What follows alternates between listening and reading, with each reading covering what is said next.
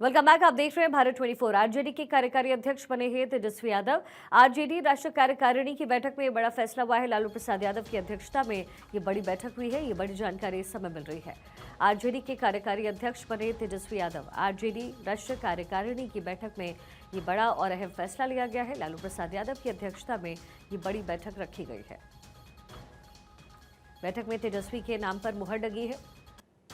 RJD राष्ट्रीय कार्यकारिणी के अध्यक्ष तेजस्वी यादव बनाए गए हैं। लालू प्रसाद यादव की मौजूदगी थी, उनकी ही अध्यक्षता में इस मीटिंग को रखा गया और ये फाइनलाइज किया गया है, ये डिसीजन लिया गया है।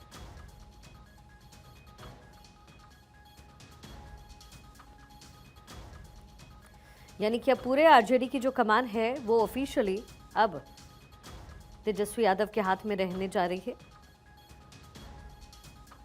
मीटिंग में ये बड़ा फैसला हुआ, लालू प्रसाद यादव की मौजूदगी रही।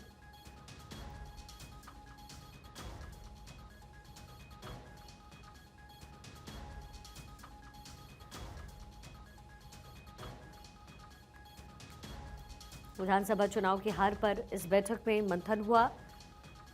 तेजस्वी यादव को कमान सौंपी गई है। हमारी पॉलिटिकल एडिटर अदिति नागर इस समय हमारे साथ कनेक्टेड है।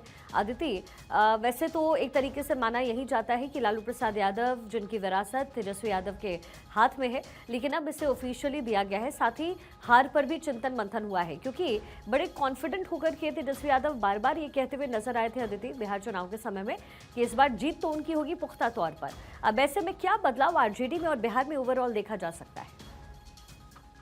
देखा कि कई आंदोलन जो हैं वो बिहार से ही शुरू हुए। शिखा इतने बड़े बड़े राजनीतिक आंदोलन, फिर आप देखिए कि एक बदलाव जनरेशनल चेंज का, कि नई जनरेशन के हाथ में बेटन जाएगी, वो भी बिहार से भारतीय जनता पार्टी ने दिया कि नितिन नवीन को बिहार से लेकर एक युवा 45 साल के नेता को बनाया राष्ट्रीय अध्यक्ष।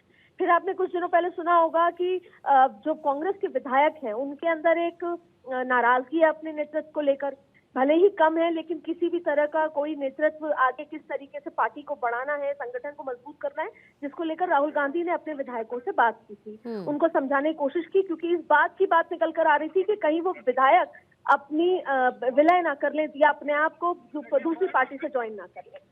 इसके साथ साथ अब जो मुख्य बात है तेजस्वी यादव, देखिए वैसे तो पिछले 2 चुनाव में तेजस्वी यादव ही चेहरा रहे।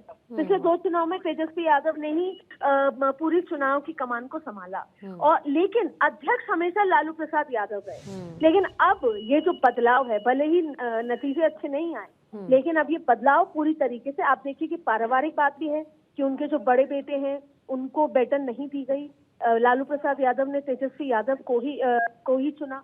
आपने देखा कि उनकी बेटी ने बहुत कुछ कहा, बहन ने बहुत कुछ कहा, लेकिन उसके बावजूद भी लालू प्रसाद ने अब ये जो जनरेशनल चेंज की जो कमान है वो ना पूरी जो राजनीतिक संपत्ति है जिसे बोलते हैं वो बेटे को दी है। और ये कहीं ना कहीं ये कोशिश है कि जो पार्टी है वो अब बेहतर तरीके से काम करे। और शायद इस चुनाव के बाद ये समझ आ गया कि सिर्फ 15 दिन पहले, 1 महीने पहले तैयारी से कुछ नहीं होगा, इसलिए अब तेजस्वी यादव एक बार फिर अपनी कमर कस के 3 साल पहले चुनाव आने के तैयारी में लगेंगे, जिसकी पहली कड़ी है कि कार्यकारी अध्यक्ष बनाया गया और धीरे धीरे कार्यकारी से पूर्णकालिक अध्यक्ष उनको बनाया जाएगा। और अब पारिवारिक भी क्लैरिटी हो गई, क्योंकि बहनों की नाराजगी थी, बड़े भाई की नाराजगी थी, अब ये पूरी जो विरासत है वो तेजस्वी यादव के हाथ में चलेगी। तो बिल्कुल देखिए, ये जो बदलाव है वो हुआ है और ऑलमोस्ट ये माना भी जा ही रहा था कि तेजस्वी यादव को जो कमान है वो लालू प्रसाद यादव सौंपने जाएंगे, और लगभग ये फाइनलाइज भी था। लेकिन क्योंकि चुनाव था और ऐसे में लोगों को एकजुट करके चलने की जो जिम्मेदारी थी वो लालू प्रसाद यादव पर हमेशा रही है, ऐसे में अब ये जिम्मेदारी तेजस्वी की बनती है।